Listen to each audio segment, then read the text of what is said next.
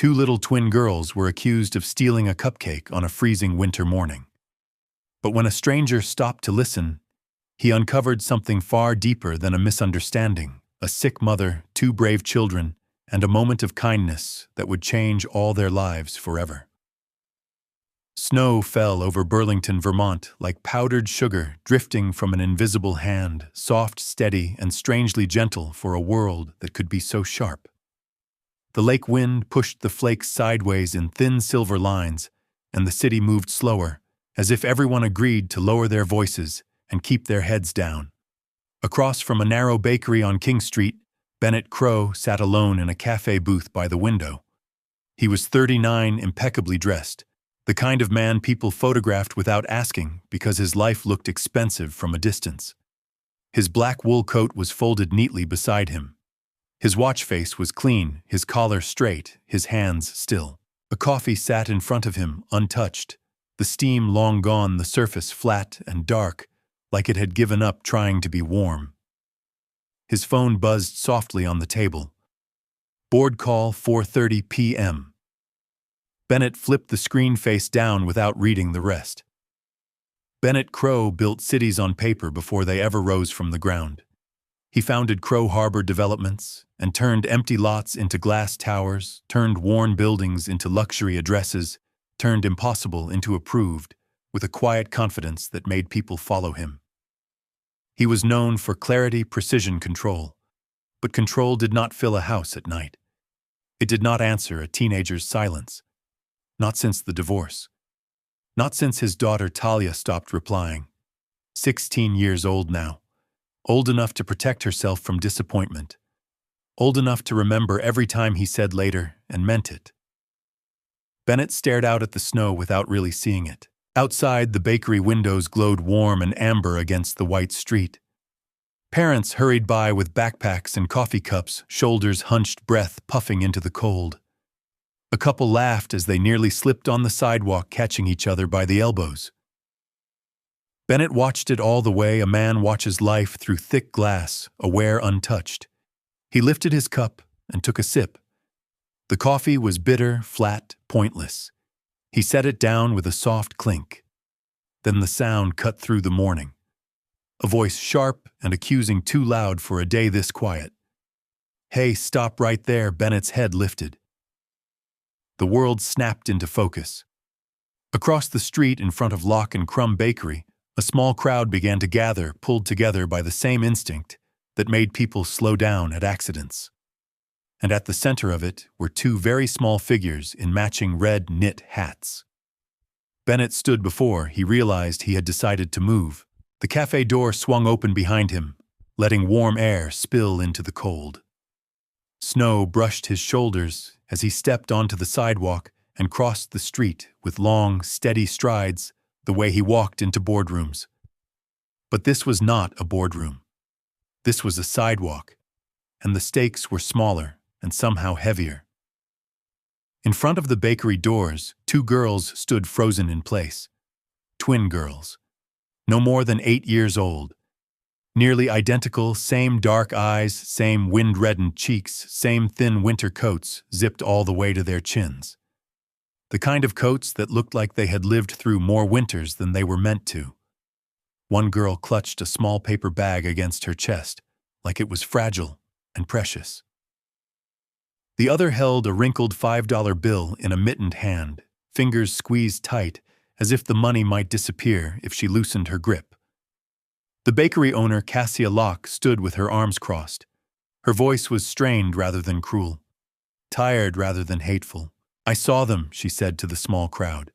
"They tried to walk out." "We didn't," one of the girls said quickly, words tumbling out too fast. "We were paying," the other added, her voice shaking. "We just hadn't put it down yet." They spoke over each other, fear tangling their sentences.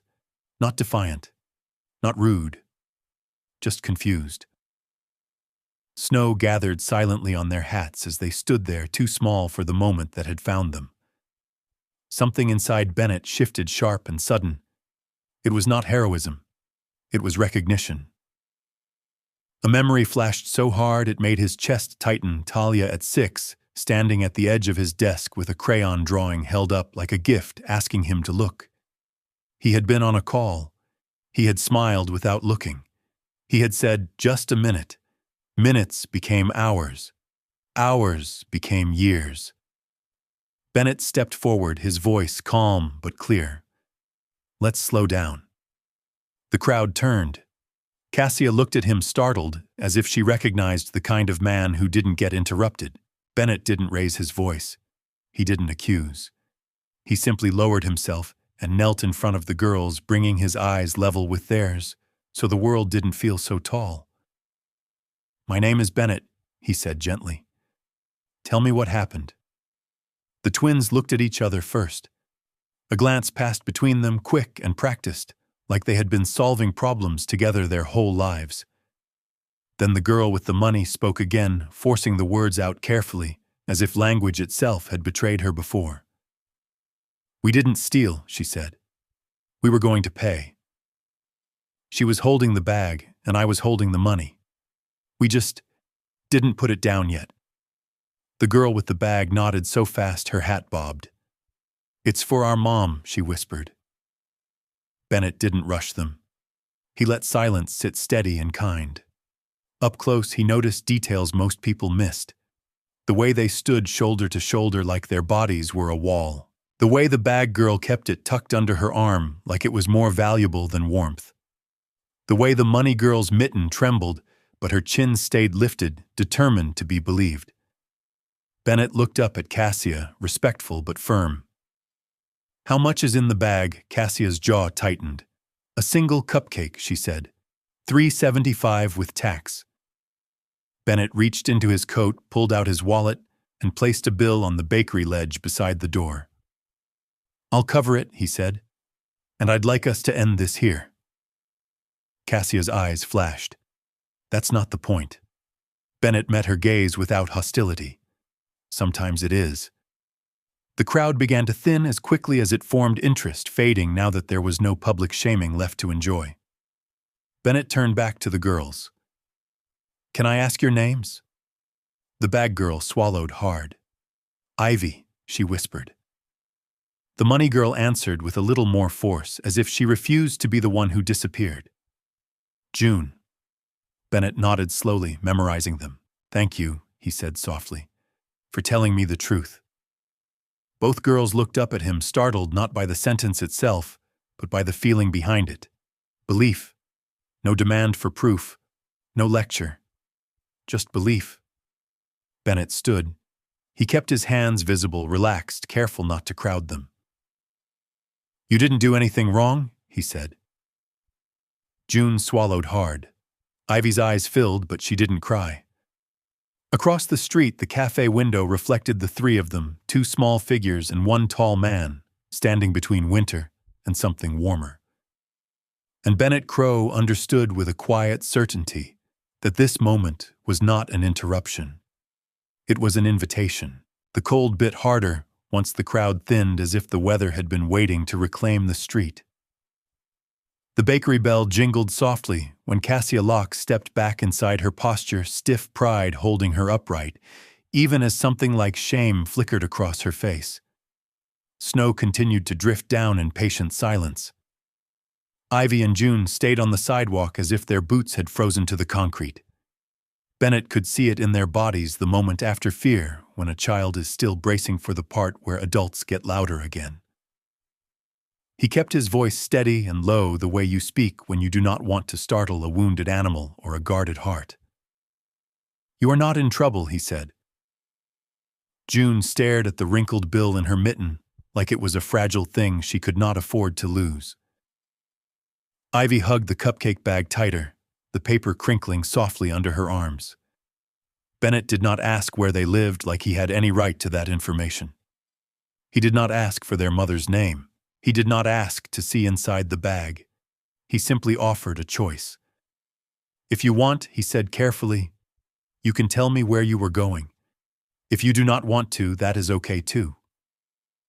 The twins looked at each other again, that silent twin language that moved faster than words. Ivy spoke first, like truth had been building behind her teeth, and she could not hold it in. "Our mom is sick," she blurted. The words rushed out as if she feared the world might steal them back. "She gets tired fast. She coughs a lot. She did not ask us to come. We just wanted something small." June nodded quickly, jaw tight. "She likes chocolate," she added, trying to sound matter-of-fact like she was giving a report instead of admitting need. It has been a while since she had anything sweet. Ivy lifted the bag slightly, almost as if she wanted Bennett to understand that this was not a treat. It was a tiny attempt at comfort. Bennett felt something tighten in his chest that was not pity. It was guilt sharpened into a point. He saw his own daughter's face in his mind, the way Talia used to hold up a drawing and wait for him to be present. He remembered smiling without looking. Remembered saying later.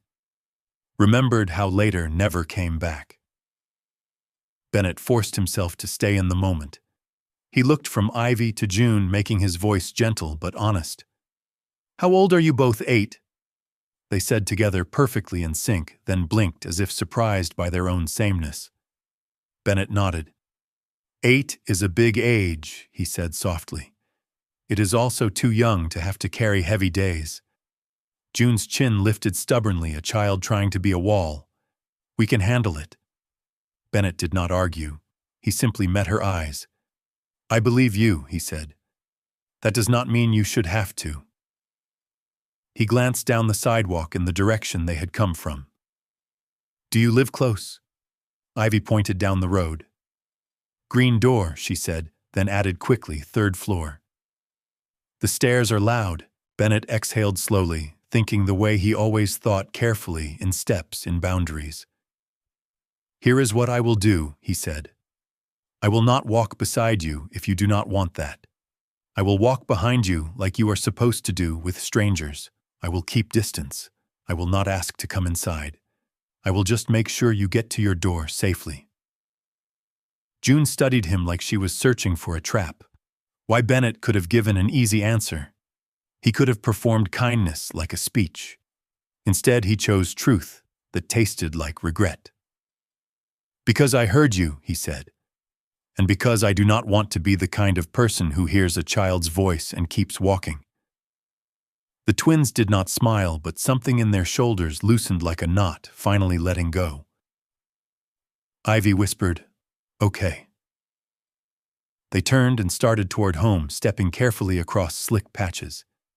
Ivy held the cupcake bag high and steady between them, like a fragile promise. Bennett followed several paces behind, far enough to respect their rule, close enough to keep the world from feeling too big. Every few steps, June glanced back. Not openly, not rude, just quick checks like counting heartbeats. Ivy did not look back as often, but her hand kept reaching for June's sleeve again and again, a silent habit of making sure her sister was still there. Bennett noticed everything. He noticed the way their coats hung a little too thin against the wind.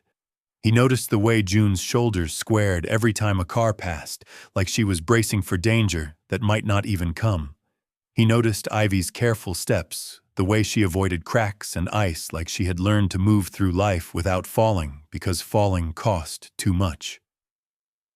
It felt strange using his sharp attention he used to reserve for profit margins and construction schedules on something as small as a mitten and a paper bag. It also felt like the most important thing he had done in a long time. They reached the apartment building with the green door and the tired brass buzzer. The steps were cracked, patched with old salt and time. A hallway light flickered overhead, struggling against the gray. Ivy stopped at the bottom step and turned. June turned, too perfectly matched. Their cheeks were red from cold. Their eyes were what stopped Bennett. Those were not the eyes of children who believed adults would save them. Those were the eyes of children who measured a room before they entered it. June lifted her chin and tried to sound official. "You can stop there." Bennett nodded immediately. "I will." Ivy's voice came out small. "Thank you for helping." Bennett kept his hands visible and relaxed. "You were brave," he said. "Both of you." June shifted her weight and blurted, "We are not supposed to take rides from strangers or go anywhere." That is a good rule, Bennett said. Keep that rule. He did not argue. He did not try to bargain. If someone ever tells you to break it, you find a safe adult, a teacher, a nurse, a police officer, someone in uniform. Ivy nodded, absorbing every word like it mattered, because it did. Halfway up the stairs, their boots echoed just like Ivy warned, loud, hollow, too sharp for such a small building. Ivy looked back once and lifted a quick, shy wave like she did not want anyone to see hope in her hand. Bennett returned the wave, small and still keeping his distance. Then the door above closed, and the building swallowed the twins into shadow. Bennett should have walked away. That was the sensible thing. But he stood there longer than the snow wanted him to, staring up at the third-floor window that glowed faintly with yellow light, like a quiet question that would not let him go. The twins climbed into the back seat, slowly, cautiously, like stepping into unfamiliar territory. Ivy held the pharmacy list carefully in both hands, and June sat close beside her, shoulders slightly angled toward the door, as if she wanted an easy exit if something felt wrong. Bennett closed the driver's door without looking back at them right away. He understood something simple: trust between strangers, especially children and adults, was built in silence first. The heater hummed quietly as the SUV pulled away from the curb. Snow slid across the windshield in thin streaks, the wipers keeping a steady rhythm. For a moment, no one spoke. Ivy leaned slightly forward and read the list again under her breath, lips moving carefully across each word, as if reading made the medicine more real.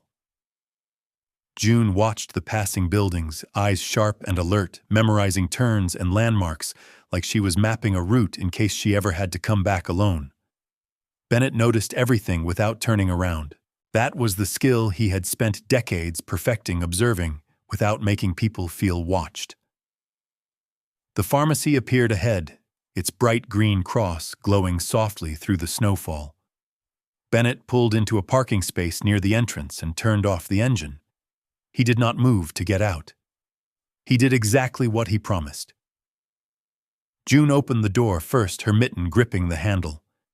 Before stepping out, she turned back and looked at Bennett with a seriousness far older than 8 years. "You wait here," she said.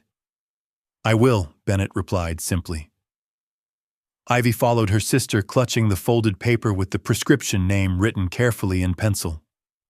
The girls walked across the icy pavement together, their boots crunching softly with each step. Bennett watched them through the windshield.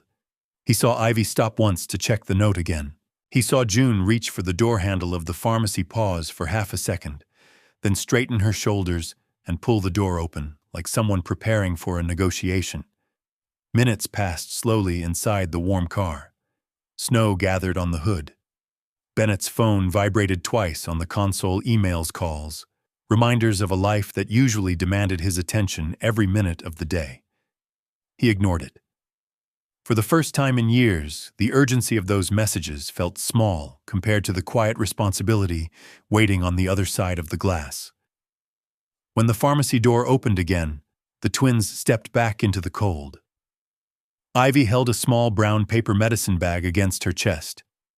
June carried a long receipt that fluttered in the wind. They climbed into the car again, bringing a swirl of cold air with them.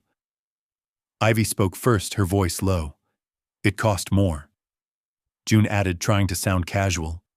"They changed something. Insurance." Bennett turned slightly in his seat, but kept a respectful distance. "Did you get everything the doctor said she needs?" Ivy nodded quickly. "Yes." June stared at the receipt. "We used our lunch money for the week." Her voice stayed steady, but the sentence hung heavy in the car. Bennett started the engine slowly. "You shouldn't have to choose between lunch and medicine," he said quietly. June shrugged the motion, small but stubborn. "We can eat at school," she replied. Ivy whispered almost apologetically. "Sometimes we buy chocolate too. Just a little. It helps Mom smile." Bennett swallowed and pulled the car back onto the road. The tires hissed softly over packed snow.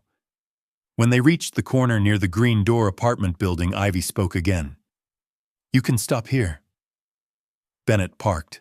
Before the twins opened the door, he reached into the center console and pulled out a plain business card.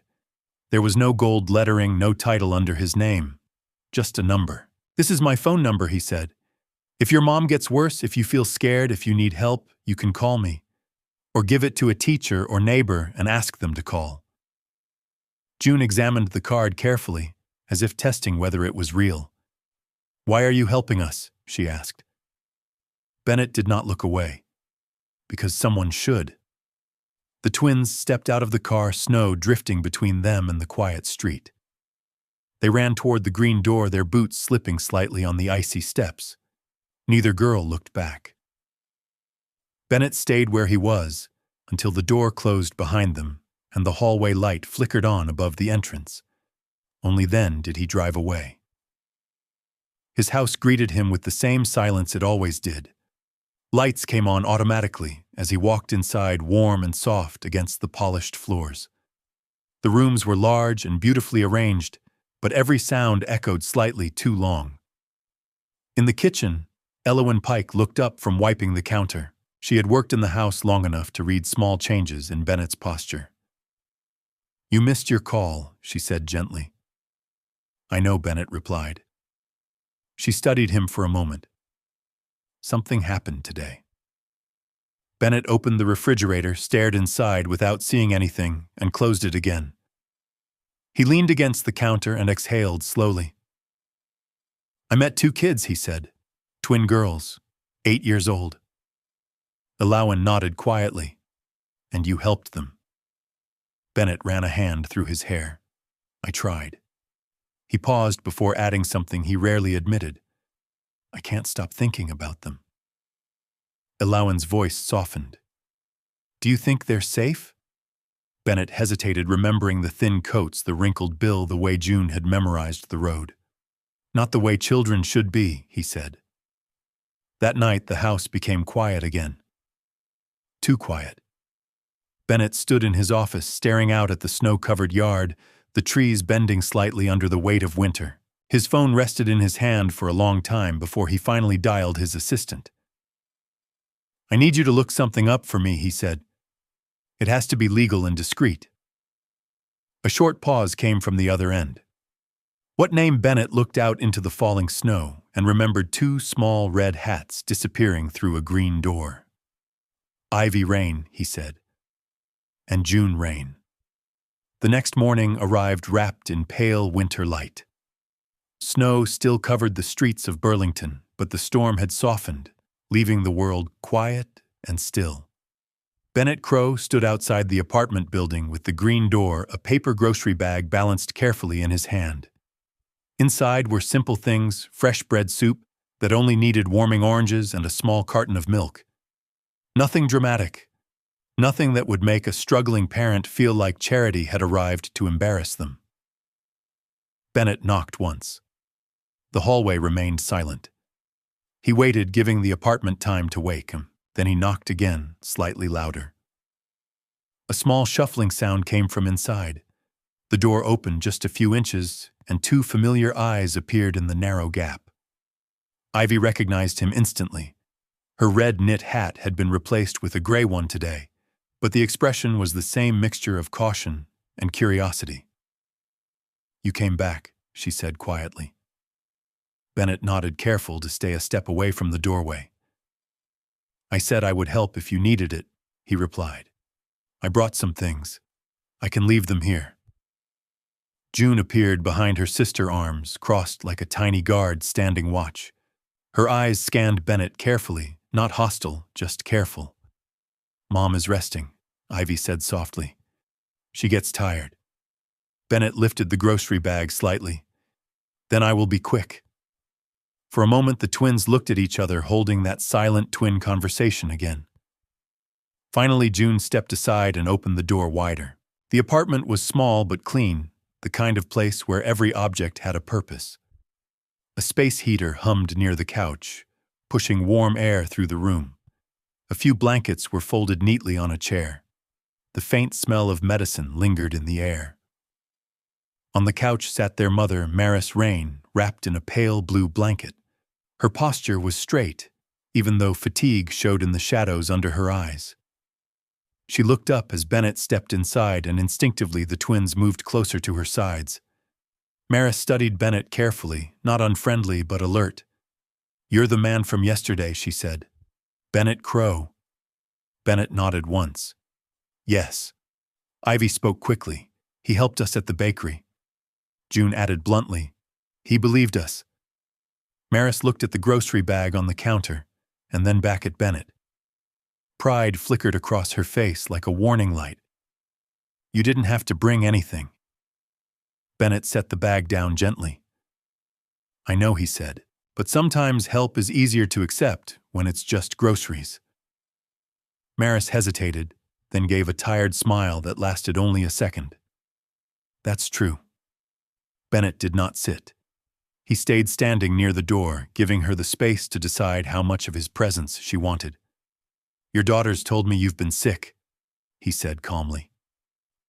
Maris exhaled slowly. "Bronchial infection that refuses to leave," she said. "Nothing dramatic, just expensive." June and Ivy watched the conversation like they were monitoring a negotiation. Bennett spoke carefully. "There's a clinic nearby that works with patients who need flexible billing. I could arrange an appointment today if you want." Maris shook her head automatically. "We'll manage." "You already are managing," Bennett said quietly. "But managing alone is exhausting." Silence filled the room for several seconds. Finally, Maris looked down at her hands and spoke in a softer voice. "I am tired," she admitted. Ivy reached over and squeezed her sleeve gently. Bennett nodded, respecting the weight of that admission. "If you agree," he said, "I can drive you to the clinic. You stay in control of every decision." Maris looked at her daughters again. The girls did not speak, but the hope in their eyes was impossible to ignore. "All right," she said finally. "One appointment." The clinic was quiet and modest, tucked between a pharmacy and a bookstore. Inside, the warm air smelled faintly of disinfectant and tea. A nurse greeted them with calm professionalism, speaking directly to Maris while explaining the forms. Bennett sat in the waiting area beside the twins. Ivy colored carefully with a blue crayon, while June watched the hallway like a security camera. "Doctors make Mom nervous," Ivy whispered. June nodded. "She thinks they cost too much." Bennett kept his voice gentle. "Some things are worth the cost." After nearly an hour, Dr. Hanasato entered the waiting room with a reassuring smile. "Maris will recover," she explained after the examination. "But she needs rest and regular medication."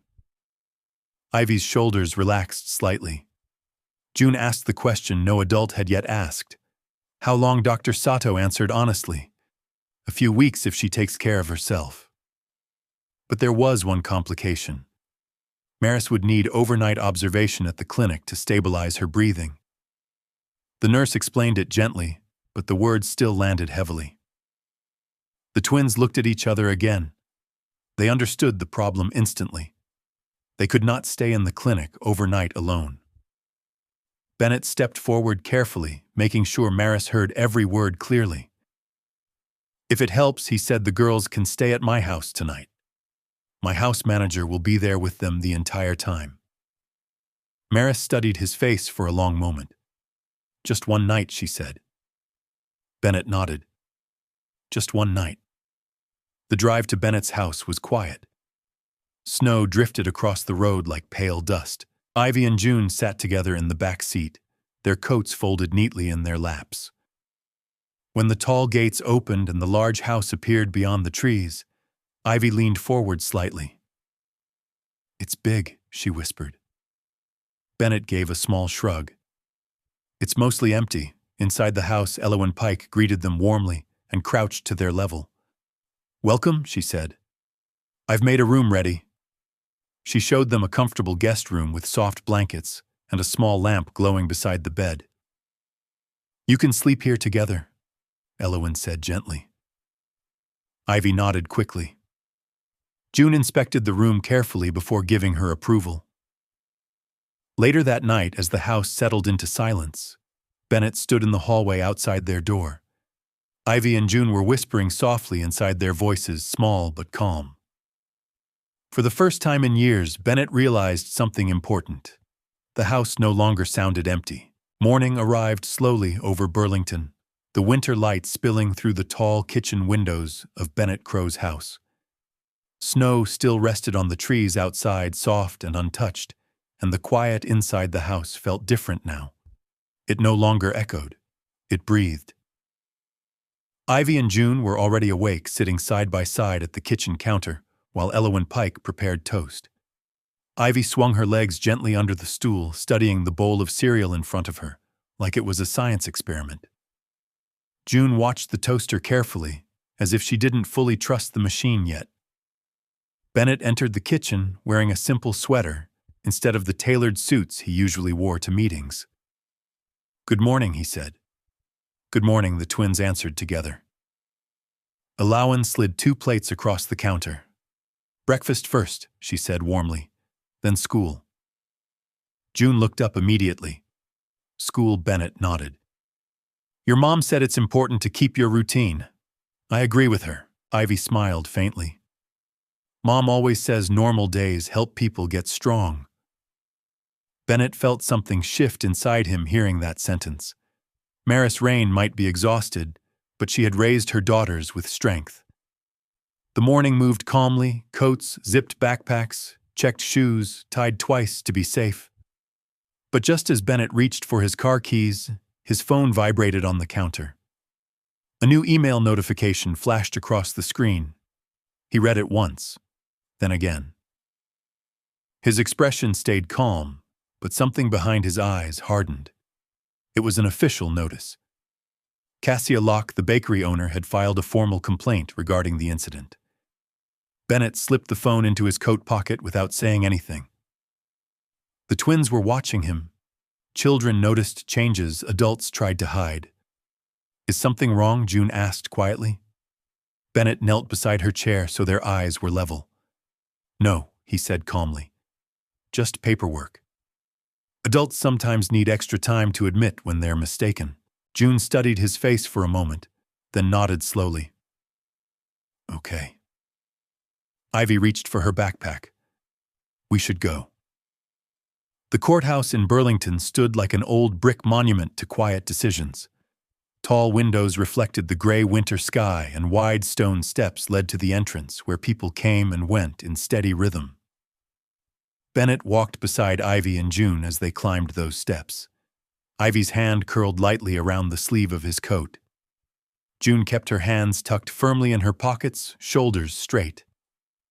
Inside, the building smelled faintly of old paper and polished wood. The atmosphere was calm, almost quiet enough to hear your own thoughts. Their attorney, Sloane Mercer, met them in the hallway with a reassuring nod.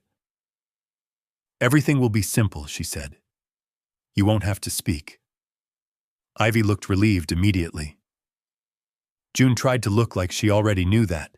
The hearing room was small. Cassia Locke sat across the room, her posture stiff, her eyes fixed on the floor. When the judge entered, the room settled into silence. Sloane stood and presented the security footage from the bakery. The screen showed Ivy and June standing at the counter with the cupcake still inside the store. June clearly holding the $5 bill. Ivy waiting beside her. No attempt to leave, no theft. Just 2 children misunderstood. The judge watched quietly, then leaned back in his chair. "There is no basis for this complaint," he said calmly. "Case dismissed." The words landed softly, but the relief they carried was enormous. Ivy let out a small breath she had been holding since the day at the bakery. June's shoulders lowered slightly. Bennett squeezed their hands gently as they left the courtroom. Outside on the courthouse steps, snowflakes drifted slowly down again. "Is it finished?" Ivy asked.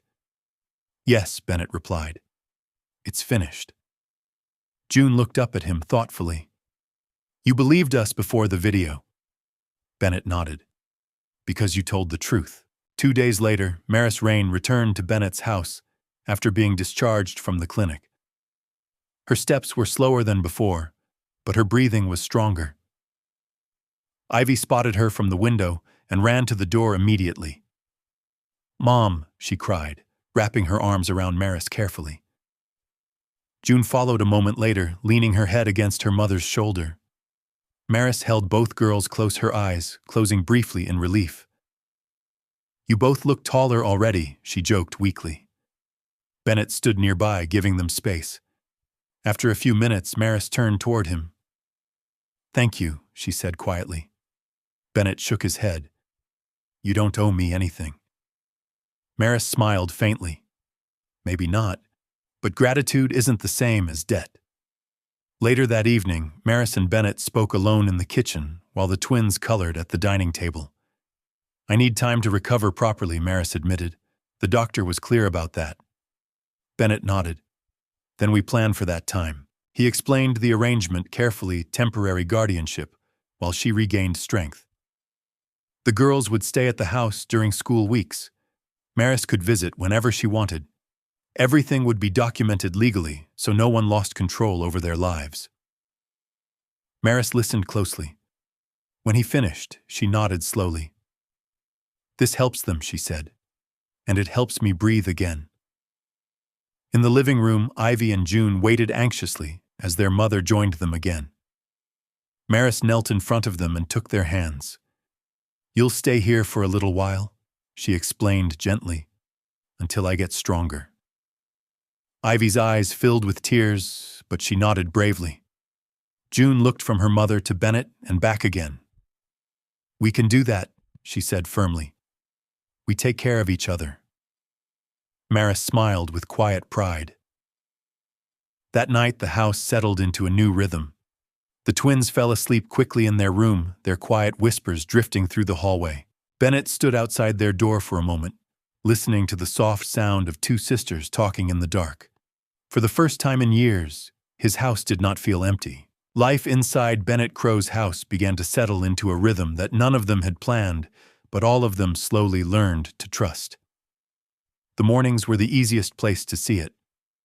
The kitchen lights came on just before sunrise, casting a soft glow across the wide wooden floor. Elowen Pike moved quietly between the counter and the stove, humming under her breath as she prepared breakfast. Ivy liked to sit at the counter early, a pencil in her hand and a small notebook open in front of her. She filled the pages with drawings of stars, trees, and houses that always seemed to have the same number of windows. June usually arrived a few minutes later, hair still slightly messy from sleep, her eyes already alert and watchful, as if she were scanning the room for problems that needed solving. Bennett began appearing in the kitchen earlier than he used to. Before the twins arrived, mornings for him had been rushed, and mechanical coffee, phone calls, emails before sunrise. Now he found himself pausing in the doorway just to watch them talk about school projects, or the way Ivy's drawings kept growing more detailed every day. One morning, Ivy held up a page. "This one is the lake," she explained, "and those are stars over it." June leaned over her shoulder. "Stars don't show that bright when the sun is up." "They do in drawings," Ivy replied calmly. Bennett smiled quietly at the exchange. He had built skyscrapers and negotiated deals worth millions of dollars, but somehow the quiet argument between two sisters over imaginary stars felt more important than any contract he had signed. School days followed a pattern too. Bennett drove them himself most mornings. Ivy liked to watch the snow along the sidewalks, pointing out small details: a red scarf on a fence, a dog leaving tiny paw prints in the snow. June kept track of the turns Bennett made as they drove through the city, memorizing the route like a map. When the car stopped outside the school entrance, Ivy usually paused before opening the door. "You'll come back?" she asked one morning. Bennett nodded. "I always do." June watched his face carefully. She did not ask the question herself, but she listened closely to the answer. Inside the house, the evenings became the part of the day Bennett began to anticipate the most. Homework spread across the dining table. Ivy asked questions constantly about spelling words, about history, about why snow sometimes sparkled under streetlights. June pretended she understood everything already, But Bennett noticed how she quietly shifted her chair closer when math problems became difficult. One evening, Ivy finished her homework early and began drawing again. She slid the paper across the table toward Bennett. It was a picture of the house. 3 small figures stood near the front door, and a taller one stood beside them. "That's Mom," Ivy said, pointing to the first. "That's June, and that's you." June crossed her arms, but smiled slightly. She always makes people look nicer than they are. Bennett studied the drawing for a moment longer than necessary. Something inside his chest warmed in a way he had almost forgotten was possible. Later that night, after the twins had gone to bed, Bennett walked into his office and opened a drawer he had not touched in years. Inside lay a photograph, one he used to avoid looking at. The photo showed a younger version of him standing beside his ex-wife, with a small girl sitting on his shoulders. Talia, 6 years old, laughing. Bennett placed the photograph on the desk instead of putting it away again. In the guest room down the hall, now slowly becoming Ivy and June's room, the girls whispered quietly in the dark. "Do you think Mom is scared?" Ivy asked softly. June considered the question carefully. "She's tired," she replied. "That's different." Ivy nodded and traced shapes on the blanket with her finger. "I like it here," she said. June stared at the ceiling. "Quiet can be good," she answered. "Or it can mean people left." A gentle knock sounded on the door. Bennett stood in the hallway, keeping a respectful distance. "I just wanted to say good night," he said softly. "And remind you, your mom can call anytime." June studied him closely. "You're not going to disappear," she said. Bennett shook his head. "No," he said. "I'm here." The days passed, and the quiet stability of the house began to change something inside Bennett as well. For years, he had organized his life around efficiency. Meetings, deadlines, decisions measured by numbers. Now he found himself measuring time differently. Time became the space between school pickup and dinner, between bedtime stories and quiet conversations in the hallway, between Ivy's laughter and June's careful questions. One evening, June woke suddenly from a nightmare. The hallway light cast a pale glow as she stepped out of the room, her small figure stiff with the effort of staying brave. Bennett was walking toward the kitchen when he noticed her standing there. "Bad dream?" he asked gently. June nodded once. Behind her, Ivy's door creaked open. She had woken too, sensing something wrong the way twins often do. Bennett sat down on the hallway floor, leaning his back against the wall so he wouldn't crowd them. "Do you want Elowen?" he asked. June shook her head. "Just don't go," she whispered. Bennett felt the words settle heavily in his chest. For years he had been the one who left first, leaving meetings early, leaving dinners half-finished, leaving conversations for later. Now he simply nodded. "I'll stay right here," he said. Minutes passed quietly. June's breathing slowly returned to normal. Ivy leaned her shoulder gently against her sister. "People leave," June said after a while. Bennett thought about answering quickly, promising something impossible. Instead, he chose honesty. "Sometimes they do," he said. "But not tonight. Tonight, I'm here." June nodded slowly. The next morning, June walked into the kitchen and paused when she saw Bennett already pouring cereal. Her shoulders lowered slightly before she sat down. It was a small change, but Bennett noticed it. Later that week, Ivy taped a small paper star above the hallway light. "What's that for?" Bennett asked. "It means this is a safe place," Ivy explained seriously. June added a small circle under the star. "That means we remember," she said. Bennett looked at the paper star for a long moment. He had spent years building buildings where people lived. Only now was he learning how a home was actually made. Around the same time, Maris's recovery continued steadily. The doctor reported her strength improving every day. Some afternoons, she visited the house, walking a little farther each time without needing to rest. The twins waited by the window whenever she came, their excitement contained, but impossible to hide. One afternoon, they all sat together in the living room while sunlight filtered through the curtains. Maris watched her daughters explain school projects and drawings with growing pride.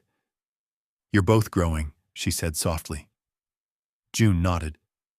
"So are you." Later, Maris and Bennett spoke quietly in the kitchen. "I'm getting stronger," she said. "Soon I'll be able to take them home again." Bennett nodded slowly. He had known this moment would come. "Whatever you decide," he said, "I'll support it." Maris studied him carefully. "They feel safe here," she said. "They feel safe because you raised them that way," Bennett replied. That evening, the twins sensed the shift in the air. Children always did. "Are we leaving?" Ivy asked quietly. Bennett knelt beside her chair. "Not yet," he said, "and not without everyone talking about it together." June crossed her arms thoughtfully. "Things don't have to end just because they change," she said. Bennett smiled. "That's true." Before bed that night, Ivy placed another small paper star beside the first one in the hallway. "This one is for Mom," she explained. June drew a small circle under it. "This one is for choices." Bennett stood in the hallway after the lights went out, looking at the stars taped to the wall. He finally understood something simple. Safety was not a promise you made once. It was something you chose again every single day. Spring arrived slowly in Burlington, not with a sudden warmth, but with small signs that winter was finally loosening its grip. Snow along the sidewalks softened into thin rivers of melting water. The gray sky began to show pale blue in quiet stretches. And inside Bennett Crow's house, the rhythm of life continued to grow steadier, calmer, more certain. By now, Ivy and June had learned the small patterns of the home, the way children learn the rules of a new playground. Ivy still woke early most mornings, sitting at the kitchen counter with her notebook, while sunlight slowly crept across the floor. June preferred to appear a little later, already alert and observant, her eyes scanning the room before she spoke. Ello and Pike kept the kitchen warm and welcoming, as if she understood instinctively that children felt safer when routines stayed predictable. Bennett often stood near the window with his coffee, watching the quiet conversation between the sisters as they prepared for school. The house no longer felt like a place waiting for people to leave. It felt lived in. One afternoon, Maris Rain arrived for tea, walking through the front door with stronger steps than she had shown in weeks.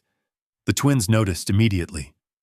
Mom Ivy ran forward and wrapped her arms carefully around her waist. June followed with a softer smile, leaning her head against Maris's shoulder. "You're standing straighter," June observed, always the one who noticed details first. Maris laughed softly. "The doctor says I'm improving." They spent the afternoon together in the living room. Ivy explained a story she had been writing for school, her voice bright with excitement. June described a science project involving magnets and small metal objects she had carefully collected. Maris listened with quiet pride in her eyes. "You both sound stronger," she said. June shrugged slightly. "We had practice." Later, while the twins worked at the dining table, Maris stepped into the kitchen with Bennett. The soft light from the window framed the conversation in calm silence. "I'm getting close to being fully independent again," she said. Bennett nodded slowly. He had expected this moment, yet it still carried weight. "You'll be able to bring them home," he replied. Maris studied him for a moment. "They feel safe here," she said honestly. "They feel safe because you raised them well," Bennett answered gently. "I've only been helping for a little while." Maris smiled faintly at that. When the conversation ended and they returned to the living room, the twins sensed immediately that something had shifted. Children always recognized emotional currents before adults explained them. Ivy looked from her mother to Bennett. "Are we moving back soon?" Bennett knelt beside the table so he was level with them. "Things are going to change slowly," he said. but that doesn't mean they end. June considered that statement carefully. Change doesn't have to mean goodbye, she said. Maris reached out and squeezed her daughter's hand. Exactly, she replied. The afternoon sunlight stretched across the room, warm and quiet, as if the house itself was listening. The decision came a few days later on a calm afternoon, when the air outside finally carried the first real hint of spring. Snow had nearly disappeared from the sidewalks, leaving behind damp pavement and small patches of grass beginning to breathe again. Inside Bennett Crow's dining room, the conversation was quiet and careful. Maris Raines sat at the table with Bennett and the twins. Papers were neatly arranged in front of them, not as demands, but as choices. "I'm strong enough to take you home soon," Maris said gently, looking at Ivy and June. Ivy immediately reached for her mother's hand. June stayed still for a moment, thinking. Her eyes moved from her mother to Bennett and back again. "We like being together," June finally said. "That's the plan," Maris replied with a soft smile. They talked through everything slowly. Weekends at Maris's apartment as she rebuilt her strength. School nights still spent at Bennett's house for a while, so routines would stay steady. Regular visits, shared dinners, open doors. Nothing rushed, nothing forced. Everyone agreed that what mattered most was stability. That evening, the twins packed small overnight bags for their first night back at their mother's apartment. Ivy carefully folded her favorite sweater. June packed a book and the small notebook she used to write observations about everything she noticed in the world. Before leaving the room, Ivy paused at the doorway. "Can we still come back here?" she asked quietly. Bennett knelt beside her. "Yes," he said. "This will always be a place you can come back to." June studied him carefully. "Even when we're older?" she asked. "Especially then," Bennett replied. The next morning, Bennett woke earlier than usual. The house felt different with the twins away, quieter than it had been in weeks. But just after sunrise, his phone buzzed. A message from Maris. Attached was a photo of Ivy and June eating breakfast at their mother's kitchen table, both smiling. Bennett exhaled slowly, relief warming his chest. They were safe, and that was what mattered most. Spring settled gently over Burlington in the weeks that followed. The heavy silence of winter gave way to open windows, soft breezes, and the quiet sounds of life returning to the streets. Nothing dramatic changed overnight, yet everything slowly felt lighter. Ivy and June moved easily between two homes now. Some nights they stayed with their mother in the small green apartment, helping her cook dinner or working on homework at the kitchen table. Other nights they returned to Bennett's house, where the hallway stars still glowed softly under the warm light. The first time they ran through Bennett's front door after a weekend away, Ivy laughed. "It still smells like home," she said. June slipped off her shoes and nodded. "That's because it is." On a quiet Sunday afternoon, the twins sat on the living room floor with paint and brushes. Ivy carefully painted a bright golden star on a piece of cardboard, while June added small circles around it. "What's that one for?" Bennett asked. "This one is for all of us," Ivy explained. June nodded. "It means safe always." They taped the star beside the others in the hallway. Bennett stood there later that evening looking at the small paper symbols. He hadn't rescued anyone. He hadn't solved every problem. He had simply listened. He had stayed. And sometimes that was enough to build a family. Did this story move your soul? Share your feelings in the comments and rate it from 1 to 10. Don't forget to like, share, and subscribe. Then tap the bell icon so you never miss a new story. Click the end screen to watch another heartfelt video. See you in the next story.